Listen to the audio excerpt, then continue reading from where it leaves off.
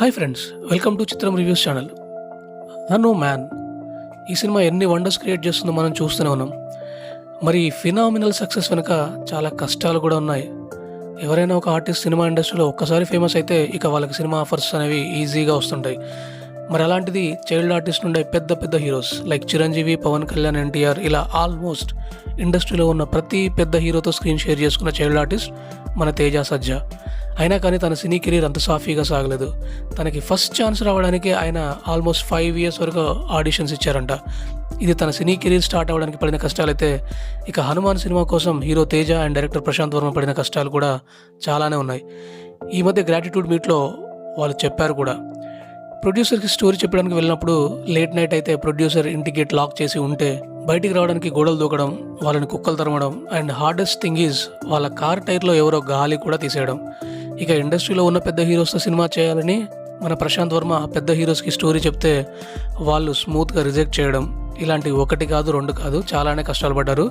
But finally వాళ్ళు అనుకున్న దానికంటే, ఊహించిన దానికంటే ఎక్కువే సక్సెస్ అయ్యారు. దీనంతటికీ రీజన్ వాళ్ళు అనుకున్న స్టోరీని బిలీవ్ చేశారు, దానికోసమే కష్టపడి పని చేశారు. స్పెషల్లీ ఈ సినిమా ప్రొడ్యూసర్ నిరంజన్ గారు ఈ స్టోరీని పాన్ ఇండియా రేంజ్లో రిలీజ్ చేయాలని ఒక గట్టి సంకల్పంతో డిసిషన్ తీసుకున్నారు. ఈ హనుమాన్ యూనిట్లో బాగా నచ్చిన విషయం ఏంటంటే, రిలీజ్ అయిన 2 వారాల తర్వాత సక్సెస్ ఈవెంట్ని కండక్ట్ చేశారు. అది కూడా సక్సెస్ అనే పొగరు కాకుండా గ్రాటిట్యూడ్ మీట్ అని ఈవెంట్ చేశారు. అంటే వాళ్ళకి అంత సక్సెస్ వచ్చినా కూడా డౌన్ టు ఎర్త్ ఉన్నారు. ఇక హీరో తేజ అయితే సక్సెస్ వచ్చినా కూడా తొడ కొట్టను, అలా కొట్టకూడదు అని కూడా చెప్పారు. That's he's simplicity. ఇదే ఇంకొంతమంది హీరోలు అయితే ఒక సక్సెస్ రాగానే చాలా ఓవర్ యాక్షన్ చేస్తారు, మనం చాలాసార్లు చూసాం కూడా. అండ్ దిస్ హనుమాన్ టీమ్ ఈ హిట్, ఇంత హ్యూజ్ హిట్ మా వల్లే వచ్చింది అని ఏ రోజు కూడా ఎక్కడ కూడా చెప్పలేదు. ఆ హనుమంతుడే వెంట ఉండి నడిపిస్తున్నాడు అని చెప్తున్నారు, బిలీవ్ చేస్తున్నారు. అది మరొక గ్రేటెస్ట్ క్వాలిటీ.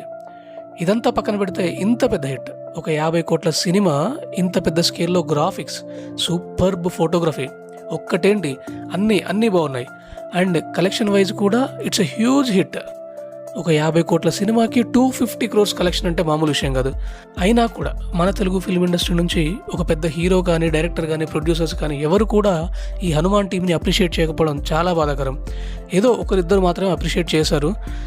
ఇదే ఒక స్టార్ హీరో కొడుక్కి, లేదా మనవడికి, లేదా ఒక ప్రొడ్యూసర్ కొడుకైనా సరే ఇంత పెద్ద హిట్ వస్తే అప్పుడు ఇండస్ట్రీ మొత్తం ట్వీట్స్తో ట్విట్టర్ని, మెసేజెస్తో ఇన్స్టాగ్రామ్ని, కమెంట్స్తో యూట్యూబ్ని చంపేసేవాళ్ళు. సోషల్ మీడియా మొత్తం అల్లాడిపోయేది.